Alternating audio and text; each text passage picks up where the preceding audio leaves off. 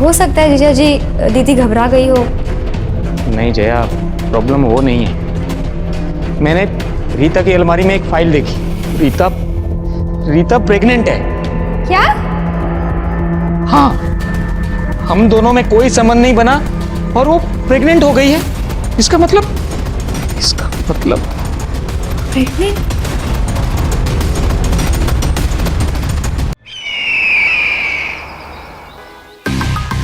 नमस्कार, मैं हूं रानी चैटर्जी।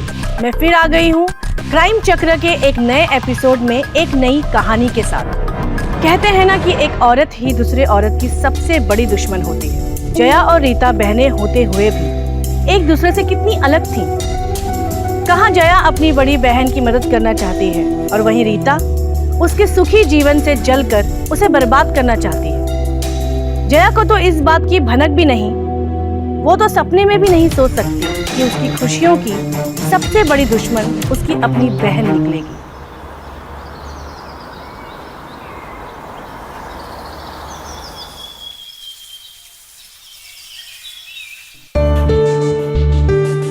दीदी आओ ना अंदर, वहां की खड़ी हो।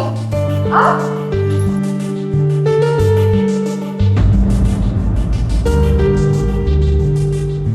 दीदी से अपना ही घर समझिए। आई एम सो सॉरी जया, तुमको मेरी वजह से तकलीफ उठानी पड़ी। दीदी आप सॉरी क्यों कह रही हैं? पापा ने बताया मुझे कि आप परेशान हैं, इसलिए मैंने सोचा कि आपको यहाँ ले आऊं ताकि आपका मन बहला रहे। मैं जानती हूँ जब से वो आपको धोखा देकर गया है आप टूट सी गई हैं। खैर वो सब छोड़िए और एंजॉय कीजिए। अरे विराट, रीता दी, आप तो इन्हें जानते ही होंगे। हाय, कैसी हो? ठीक हो? जया, मैं ऑफिस के लिए निकलता हूँ। आने में देरी हो जाएगी। कंपनी में ट्रांसपोर्ट के लिए कुछ इशू है, उन्हें सॉल्व करते करते पूरा दिन चला जाएगा। Take care. बाय। दीदी आओ ना।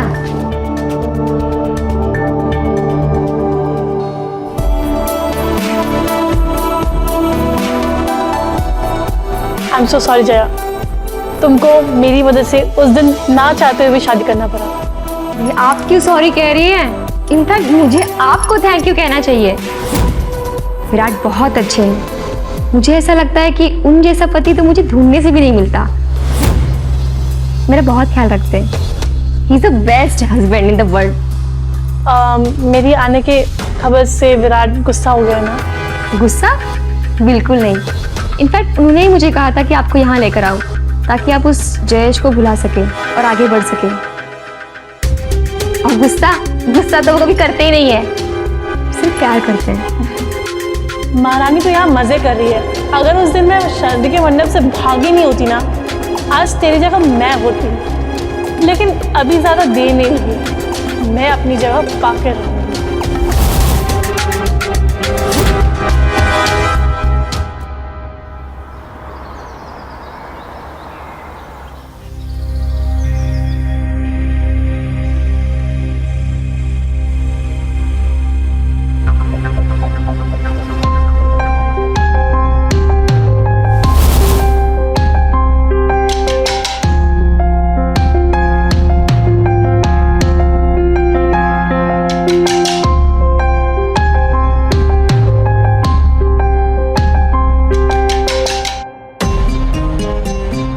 अरे Virat, thank you so much मुझे ये काम दिलाने के लिए, वरना तो मैं पूरे दिन बोर हो जाती। अब मैं बोर नहीं होती। थैंक यू कि इसमें कोई बात नहीं है। वैसे भी कंपनी को डाटा ऑपरेटर की ज़रूरत थी, तो मैंने सोचा ये काम तो तुम कर लोगी। बाय द वे, आज रात तक ये काम पूरा कर लेना। हाँ। दी, पापा का फ़ोन आया था, कह रहे थे उनकी तबीयत ठीक नहीं है, हमें फ़ौरन निकलना होगा।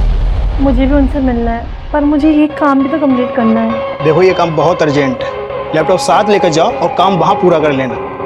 विराट, आने जाने में मुझे 5 घंटे लग जाएंगे और रास्ते में इंटरनेट भी नहीं रहेगा। कैसे होगा? मुझसे नहीं होगा ये काम। दीदी आप एक काम कीजिए, आप यहीं रुक जाइए, मैं चली जाती हूँ, आप काम खत्म कर कर आ जाना, ठीक है?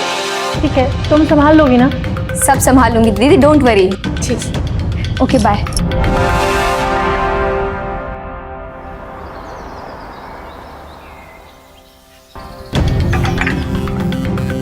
अरे राव, मैं धो देती हूँ। नहीं नहीं, मैं कर लूंगा, आप तकलीफ मत लो। अरे इसमें तकलीफ की क्या बात है? अगर मैं उस दिन भागी नहीं होती तो मैं तुम्हारी बीवी होती, ये सारा काम मैं करती, पर मैंने जया को ये सुख दे दिया। खैर कोई बात नहीं, लाओ मैं धो देती हूँ।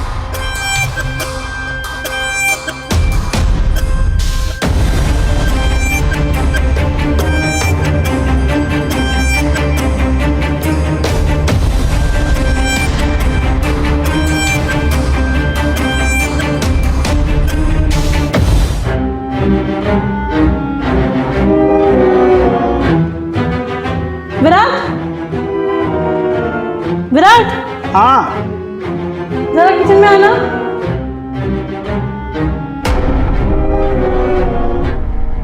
यार विराट जल्दी आओ ना, मुझे बहुत तकलीफ हो रही है। यार ये बाल हटाओ ना मेरे चेहरे से।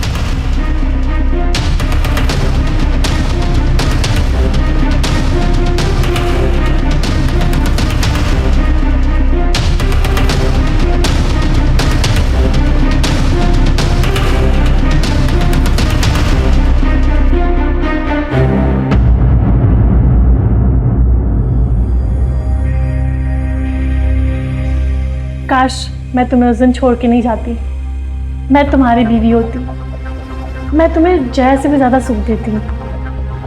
चाहो तो आजमा सकते हो।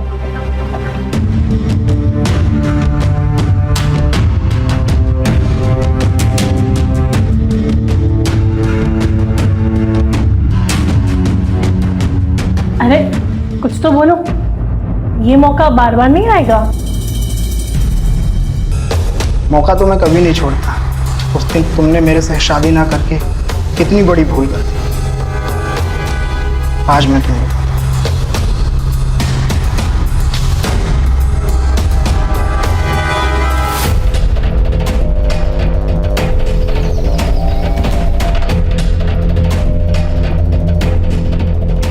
अरे बस करो यार, क्या करो, आराम से करो।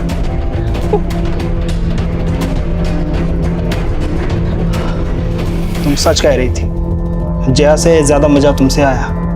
मैंने बोला था ना। इस वक्त कौन आया होगा? देखो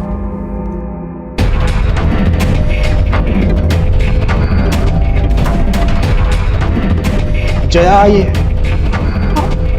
हाँ, जाके खोलो ना। तुम जाके खोलो। तुम खोलो, तुम्हारी बीवी है।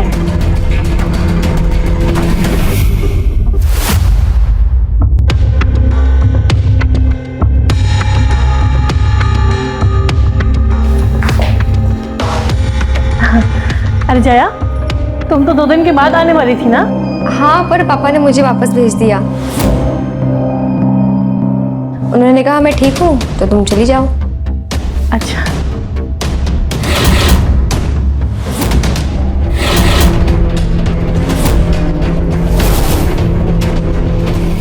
ये आपके गले पर निशान कैसा है? कहाँ निशान है? नहीं नहीं नहीं।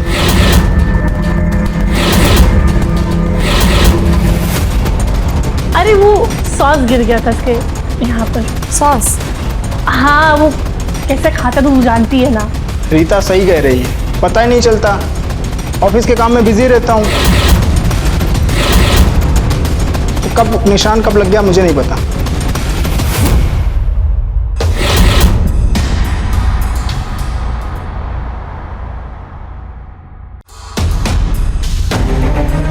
रीता,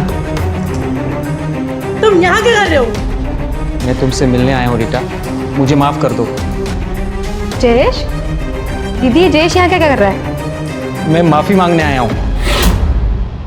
मेरे परिवार के दबाव में आकर मैंने तुम्हें छोड़ दिया था, पर मैं तुम्हें भूल नहीं पाया हूँ। इसलिए आज मैं अपने परिवार को छोड़कर तुम्हारे पास आया हूँ। देखो, मुझे तुमसे कोई बात नहीं करनी, चले जाओ यहाँ से। नहीं रीता, ऐसा मत कहो, मैं तुमसे बहुत प्यार करता हूँ। और मैं तुमसे शादी करना चाहता हूँ। प्लीज़ मुझे माफ़ कर दो और शादी के लिए हाँ कर दो। जयेश को अपनी गलती का अगर एहसास हो गया तो तुम्हें उसे माफ़ कर देना चाहिए और उसके साथ शादी कर लेनी चाहिए। हाँ दीदी, यही सही रहेगा। और वैसे भी मैंने ये बहुत सोच समझ कर बोला है। वैसे भी जयेश के पास अपना घर है नहीं और मैं अपना कमरा रेंट पे देने वाला था, तो तुम लोग कुछ दिन उसी में रह जाना। अच्छा, अगर मैं जय से शादी कर लूँगी तो जय का शक दूर हो जाएगा और मैं विराट के करीब भी रहूँगी। Nice plan. ठीक है, अगर तुम्हें अपनी गलती का एहसास है तो मैं तुम्हें माफ़ करने के लिए तैयार हूँ। सच रीता, तुम सोच भी नहीं सकती आज मैं कितना खुश हूँ। और हम भी। Thank you.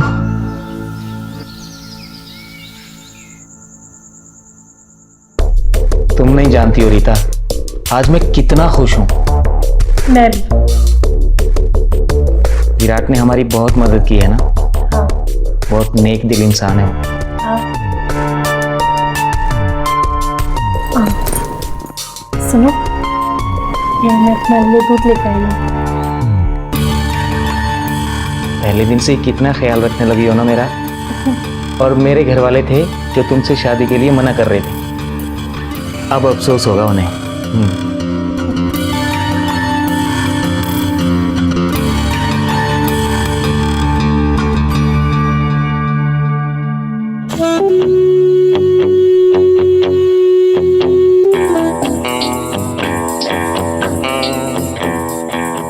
अब सुहागरात का टाइम हो गया। आज नहीं, आज मैं बहुत थक गई हूँ। कल। ठीक है बेबी, मैं तुम पर कोई दबाव नहीं डालूंगा। Good night.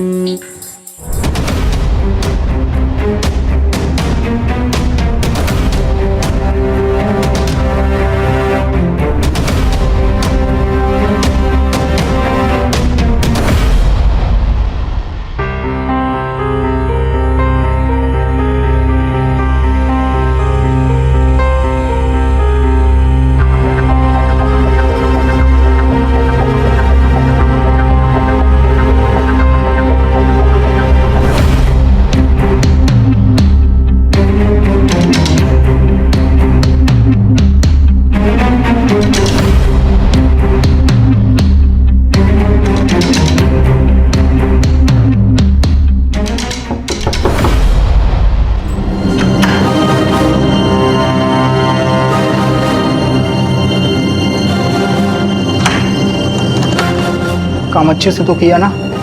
हाँ, जय सो गया और वो कल सुबह से पहले नहीं उठने वाला। जय किधर है? उसे मैंने दूसरे कमरे में सुला दिया है।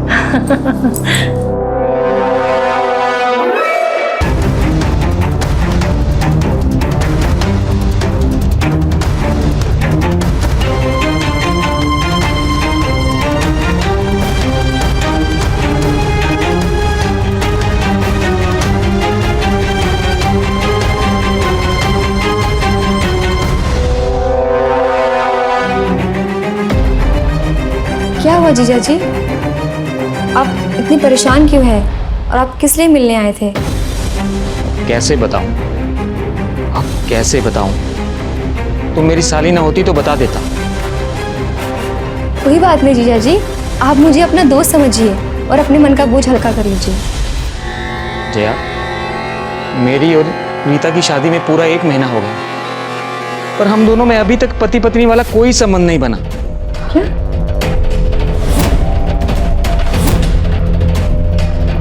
हाँ। हो सकता है जीजा जी दीदी घबरा गई हो। नहीं जया, प्रॉब्लम वो नहीं है। मैंने रीता की अलमारी में एक फाइल देखी। रीता प्रेग्नेंट है। क्या? हाँ, हम दोनों में कोई संबंध नहीं बना और वो प्रेग्नेंट हो गई है। इसका मतलब प्रेग्नेंट?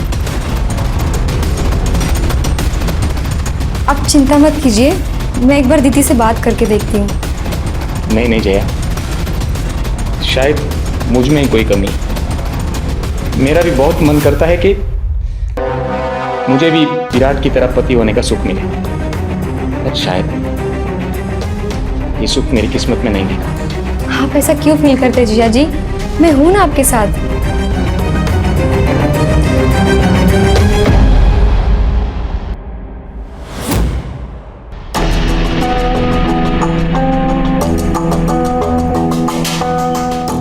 लीजिए आपके लिए दूध। आज पीने का मन नहीं है।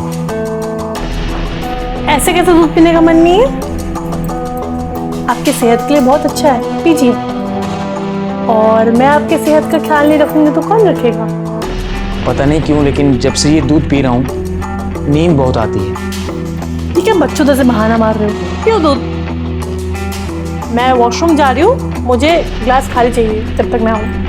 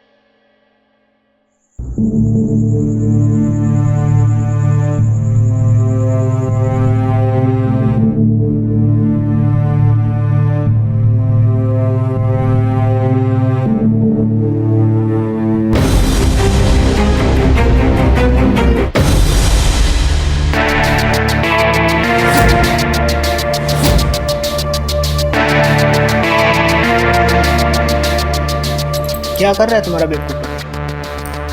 हमेशा की तरह मेरी नींद की गोली खा के सो रहा होगा।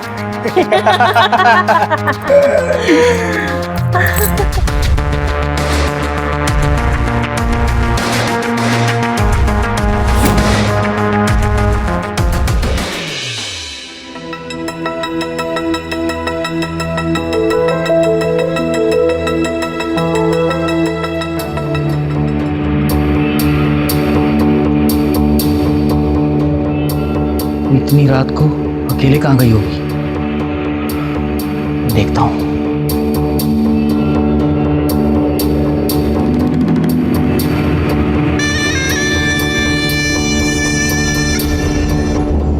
ये सब क्या चल रहा है?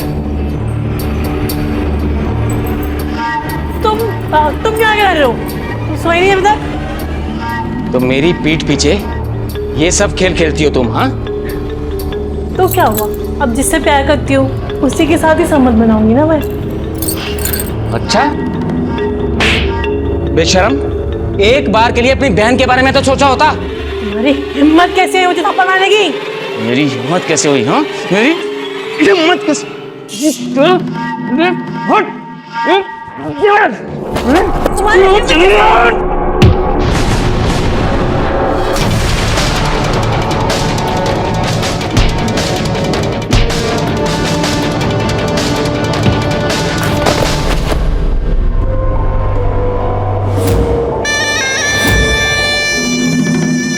गीता, गीता, विराट, ये सब क्या हो गया? ये सब तुम्हारी करामात। अरे नहीं,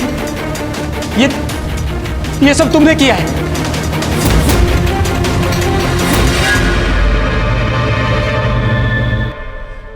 धोखे से बनाए हुए रिश्ते में कभी कोई सुख नहीं होता, बल्कि सबसे ज्यादा तकलीफ होती है।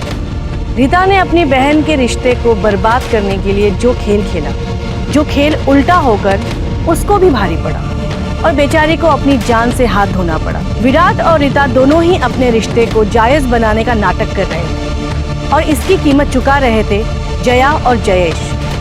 जो हुआ उसे बदला तो नहीं जा सकता, पर होने से रोका जरूर जा सकता है। इसी सोच के साथ हम समाज को बेहतर बनाने का फर्ज अदा करेंगे। मैं रानी अब आप लोगों से लेती हूँ विदा। बहुत जल्द मुलाकात होगी क्राइम चक्र के एक नए एपिसोड और एक नई कहानी के साथ। सतर्क रहिए, सुरक्षित रहिए। जय हिंद।